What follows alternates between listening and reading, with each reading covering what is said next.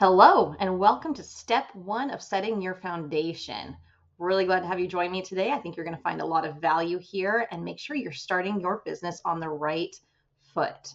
So, what we'll be talking about in this first step is it's going to be all about setting your North Star.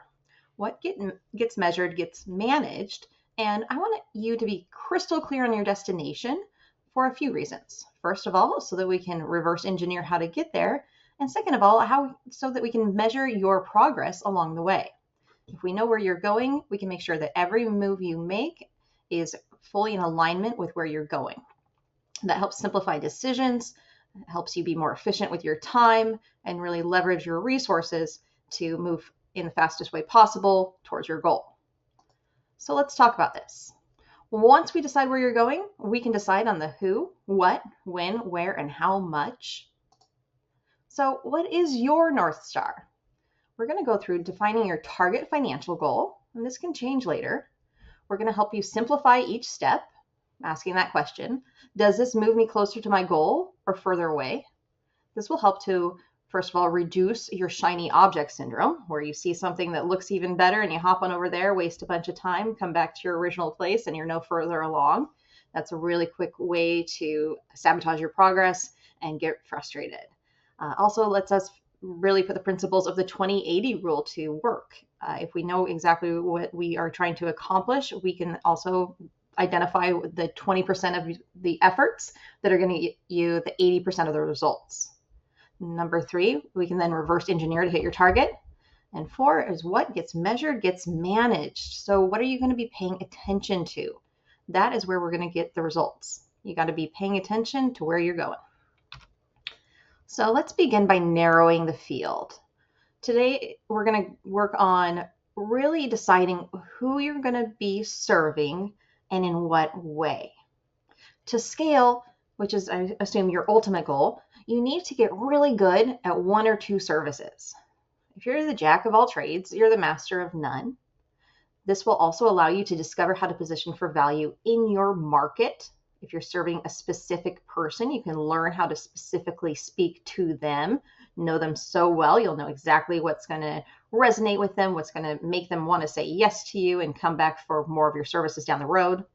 Help you completely dial in your process and system so you can rinse and repeat and become the drone guy or gal for that service in your area. Being the local celebrity is the quickest hack to success. And then you can expand. Now, I know this is hard. There are so many ways to go. There are a ton of different ways you can apply your excellent drone knowledge and skills. A lot of opportunities out there. You may see someone killing it in roof inspections or power line inspections, really concentrating on solar or aerial photography or weddings. Then we also have search and rescue, agriculture. It's a wide world, but although this is hard, I am going to ask you to choose one area, maybe two if it's killing you, but really in a perfect world, it's going to be one. Let me ask you something. If you saw this sign, would you think that this particular establishment is positioning any of these services on excellence? Do you think they are the best laundromat in town, the best tanning bed, the best notary, the best bingo experience, and canoe rental? Or do you think that sometimes those canoes are a little shoddy because somebody's focusing on cleaning the tanning beds, and then the tanning beds are sometimes dirty because they're too busy running the bingo? I don't know what the fistful of cash means. And I suppose the fish are related to canoe rental. Anyway, you can see how this is targeting so many people. It's not really attracting one. Or if it is attracting one, it's attracting somebody who's looking for the rock bottom pricing, lowest cost, maybe convenience. This is the absolute closest place they can go play bingo. But they're not going to be charging top dollar for any of these, I can guarantee you. So they're diluting their profits because they're diluting the experience for any single one of these. So this really matters because excellence equals high value and more money. Convenience equals low value and less money. So the question to ask yourself is, are you wanting to position you, your business, your skills, your services as a commodity, something they can just pick up anywhere at a rock bottom price, add it to the counter at the cash register with a pack of gum? Or is it a necessity, which is that next level up? You maybe don't need Gucci, but you definitely need a car. Or is it a specialty? That would be where the Gucci would fall in. Do you want to have a Gucci experience and Gucci pricing, or do you want to be like Paul's Grocery and maybe provide some fresh meat along with your your photography?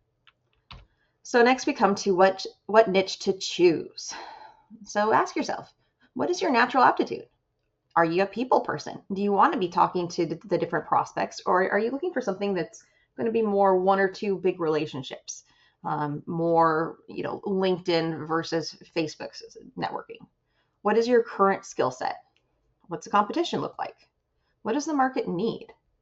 What could be the potential pricing and profit margins? The time requirement, also the stress requirement, and the ease of access to decision makers. Let's take a quick time out and really dive into this on your own. So you've got a copy of the niche selection worksheet. Take a moment. I encourage you to either print it out or just use a copy online and really go through and think about these things. What is going to be your best niche? Once you've got that, add it to your folder on the drive, and then we can move forward. I'll see you back in a minute.